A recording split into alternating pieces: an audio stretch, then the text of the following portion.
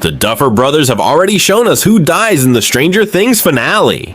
Not in leaks, not in interviews, but in a pattern they've followed for 8 years. And once you see it, you can't unsee it. Every single major death in Stranger Things follows the exact same blueprint. And if you understand it, you can predict who the finale will sacrifice with almost zero doubt. Bob, Billy, Eddie. Their deaths aren't just shocking moments, they are lessons for the finale. Smash that subscribe button and join me. We're about to solve the final death, and you'll want to see exactly how the Duffer Brothers set it up.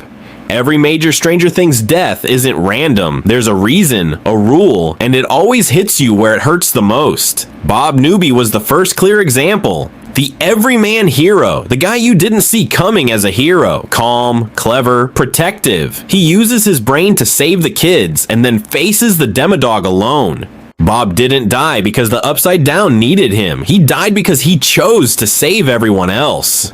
Notice the pattern. Hero dies, others live, and the audience feels every second of it. That's how the Duffers make stakes real. Bob's sacrifice isn't shocking, it's earned, it's deliberate, it's heartbreaking. Then there's Billy Hargrove. Billy starts as Hawkins' biggest antagonist, a bully everyone loves to hate. His arc is about rage, fear, and violence, and yet it ends in redemption. He faces the Mind Flayer to save Eleven and the kids, even defying everything he once was. Billy didn't just die, he finished his story. The bully became the hero, and the payoff hits harder than any jump scare. Heroic death plus completed arc equals emotional explosion. That's Duffer 101. Every beat, every choice builds the perfect ending for the character and makes the audience feel the weight of it. And then there's Eddie Munson. Eddie is the ultimate fan favorite sacrifice. He doesn't stumble into death, he chooses the path that ensures the rest survive. From fencing hall antics to his final face-off against the Demobats, his last stand is pure heroism. Eddie's death isn't about shock, it's about grief, rage, heartbreak. You remember every second, you feel it in your chest. If you think these deaths are random, think again. Eddie is the blueprint for the finale. Sacrifice, completed arc, emotional devastation. Bob, Billy, Eddie, each one checks every box, and this is exactly how you predict who won't make it out alive next. Stranger Things doesn't end with chaos. The Duffer Brothers know that one major death carries more weight than a dozen small ones. That's why the finale isn't about multiple random sacrifices. It's about a single focused choice that hits the audience where it hurts the most. The stakes are emotional, the payoff unforgettable, and the impact permanent. That one death defines the ending, not just the season. 11 has always been the heart of Hawkins and the key to the Upside Down. Her powers save the town countless times, but every time she uses them, there's a cost. She faces physical pain, mental strain, and the constant risk of losing herself. The ultimate sacrifice could be for her to close the Upside Down for good, to end the threat once and for all. No other death could carry the same emotional weight. 11 dying would be the culmination of everything she's fought for, and the heartbreak would be monumental. Heroic sacrifice, completed arc, emotional devastation, all in one. But Hopper is just as crucial to this equation. He's Hawkins' protector, the surrogate father figure, and someone who has already shown the audience his willingness to risk everything. Remember Volume 1, when he tried to sacrifice himself? That's classic Hopper, stepping into danger so 11 and the kids can survive. If Kaylee's plan puts 11 in danger, it's easy to see Hopper stepping up again. He's the guy who dies so others live, the embodiment of the Duffer's death formula. A Hopper sacrifice would carry every ounce of emotional weight the finale needs.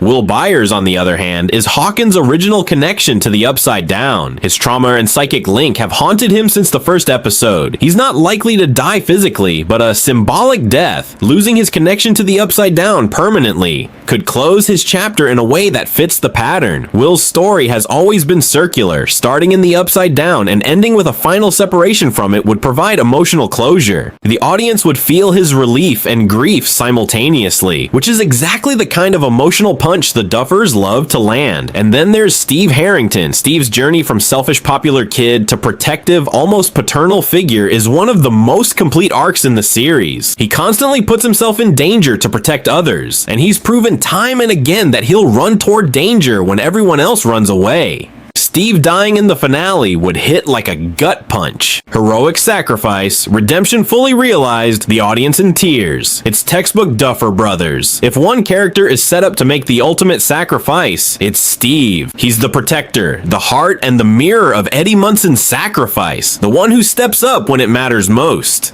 One death, one choice, one moment that defines the finale. The rules are clear. The pattern is undeniable. Bob, Billy, Eddie, and all the lessons they left behind point to the next character who will follow that same path, leaving Hawkins forever changed. Dustin, Mike, Lucas, and Max are almost certainly safe. Dustin is the heart of the group, the glue that keeps everyone together, and the one who delivers the humor, hope, and spirit Hawkins desperately needs.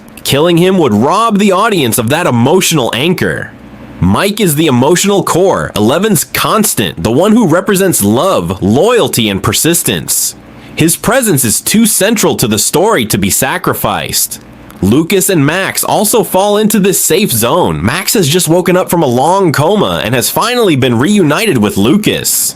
Their bond is fresh, their story just restarted, and the emotional payoff of losing one of them now would not fit the Duffer Brothers pattern. Their survival is almost guaranteed because the writers protect hope as much as they deliver heartbreak. These characters are the light in Hawkins' darkest moments, and the finale needs them alive to make the one true sacrifice hit even harder. Eddie Munson's sacrifice wasn't just a moment of heroism, it was a blueprint.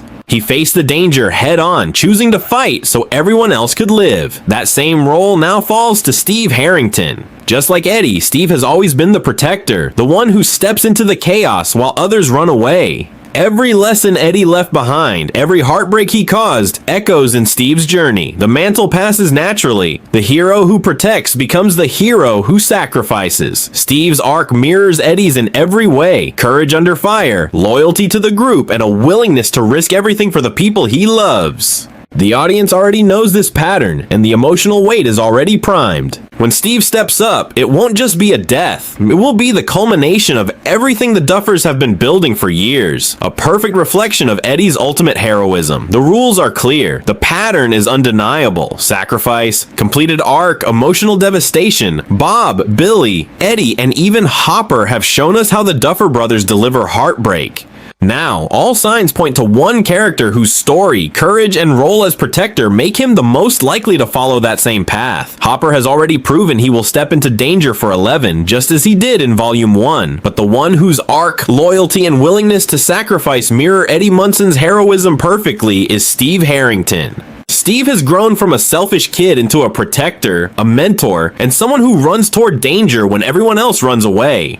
If the finale follows the Duffers' formula, Steve is the one who will make the ultimate sacrifice, leaving the audience both devastated and in awe. One death, one moment, one choice that defines the finale and changes Hawkins forever. This is what the Duffers have been building toward, and it will hit harder than anything else. Hawkins will survive, but the cost will be unforgettable. Do you agree with this prediction, or do you think the Duffers have a twist waiting? Comment below. I want to see who you think won't make it out alive.